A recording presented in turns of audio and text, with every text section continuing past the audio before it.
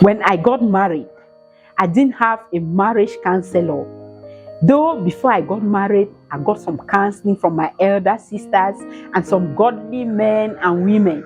But it wasn't enough. It was so scanty. So with time, I decided to invest time into books. And today, I'm going to share with you 5 amazing books that I came in contact with, and my marriage was never the same. Hello, this is Auntie Mary, bringing biblical truths to life, especially in light of the family being the basic unit of our society. If our families are good, filled with good people, then the society will be better. So, the first amazing book, oh my God, I can't wait to share this with you, is the ultimate Bible that has the Word of God, the Word that cannot be beaten, the Word that is ultimate. The first verse I got from that Bible was from Genesis chapter 2 verse 18. That it is not good for man to be alone. That him, God, is going to make a helper fit for him. And then Proverbs 18:10. That he who finds a wife finds a good thing and has obtained favor from the Lord. I said, wow. So if I am a wife and I was found by my husband, then he should obtain favor from me. And I began praying for favor upon my husband.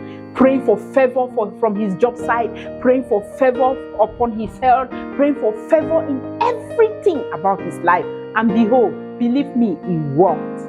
That was those were the 2 wonderful verses that I got. And then another verse that was so pricking to me was Proverbs chapter 31, from verse 10 to 31. That Proverbs, it taught me a lot. It taught me that like a wife, I have to be busy at home. I have to love my husband and make him to trust me with all his heart. I have to respect him so that in the courtyard, he will be respected like an elder.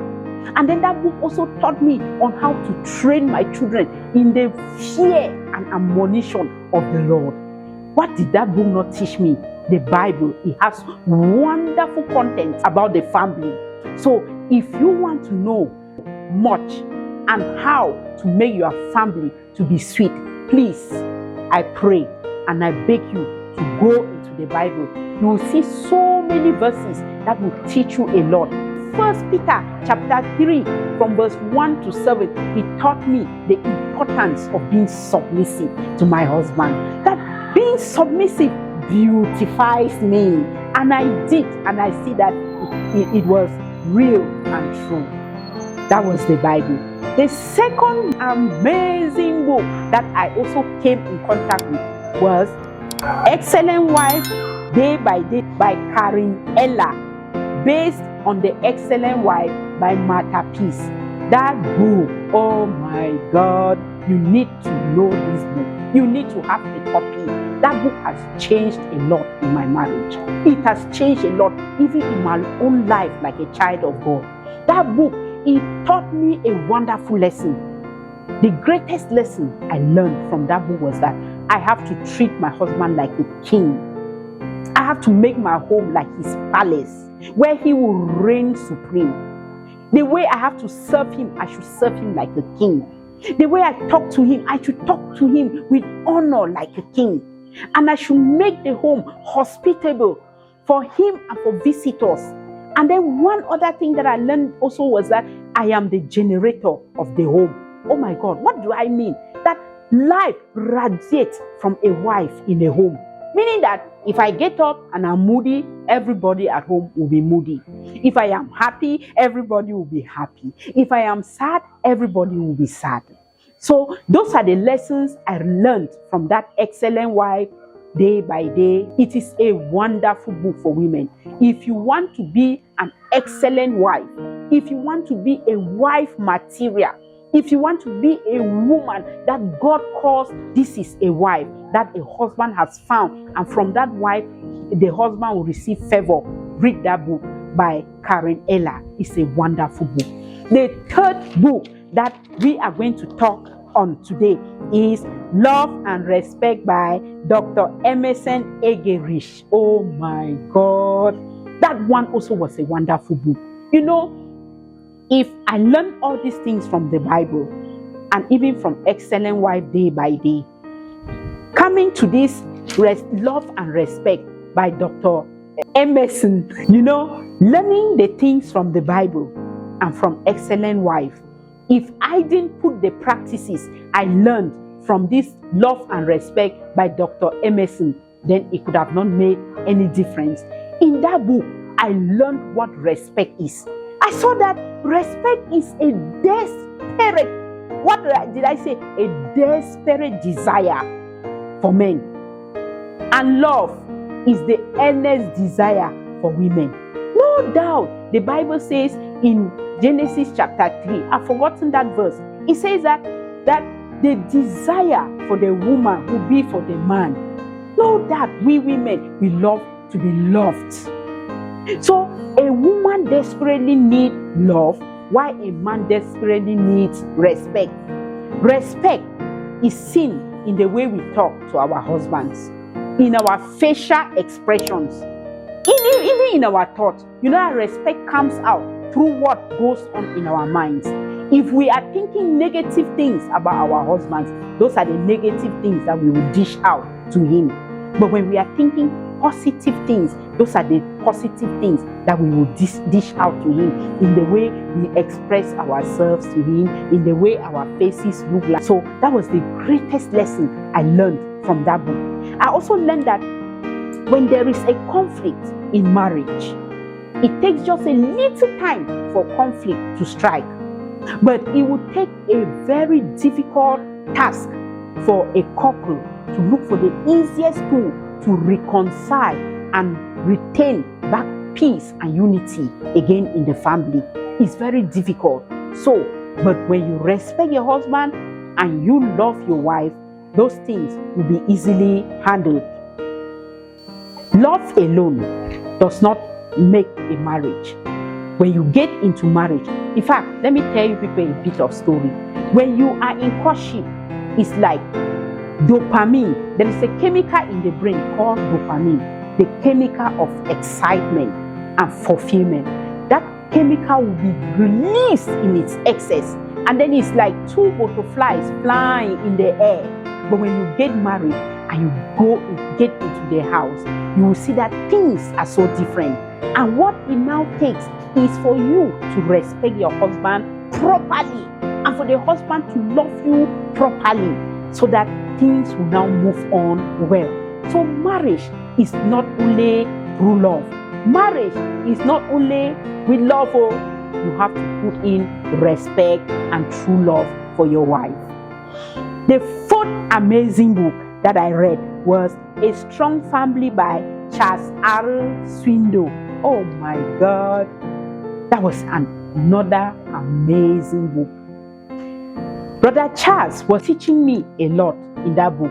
He said that a father or a husband has to be somebody who is strong-willed, who is determined, who is well-disciplined in character, somebody who lays down principles and he follows.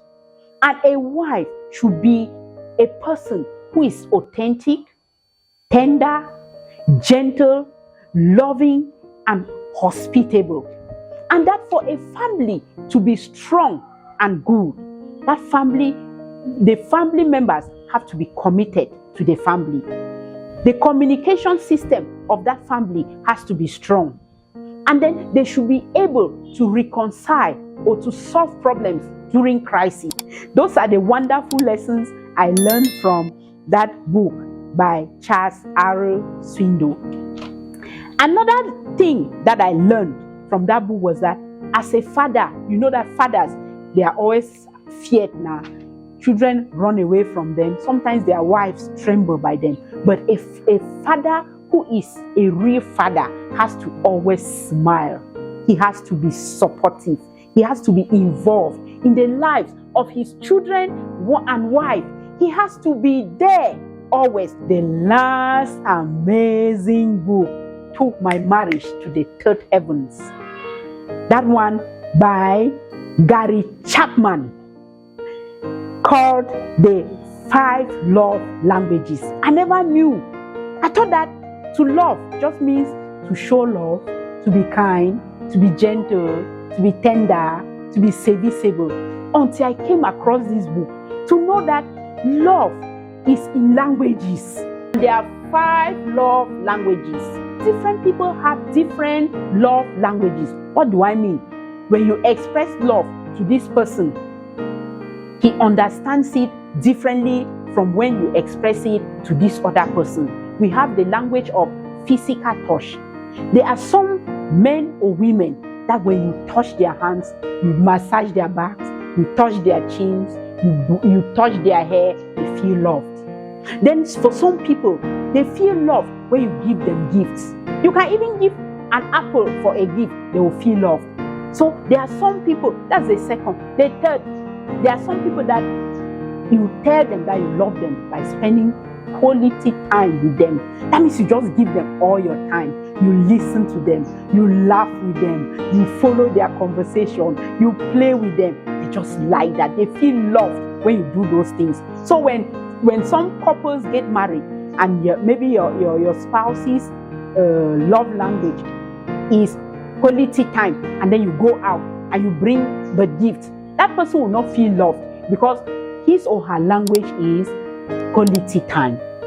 Another love language is service. Oh my God, that's my own love language. I love it when you serve me. I love it when you do things for me and I'm like, oh, do this, you do it. Oh, do this, do it. Or you just choose by yourself doing those things. I feel loved. So there are some people whose love language is service. You just serve them, they feel loved. And then the last gift, the last love language is affirmation. That means you get up in the morning and say, oh, your hair looks good. Oh, you are well dressed. Oh, you have cooked good food. Oh, your shoes are good. They just feel loved.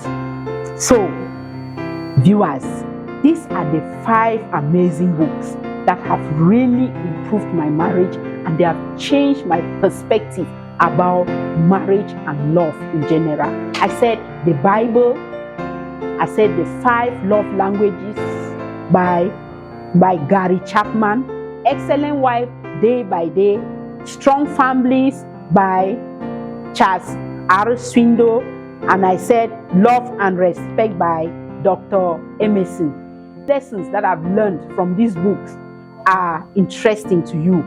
Please, I encourage you to look for these books and read. They will really improve your marriage and they will change a lot of things in you. And women, I keep prescribing that Excellent Wife Day by Day. It is an amazing book. It will change you like a wife and also like a child of God. Thank you very much.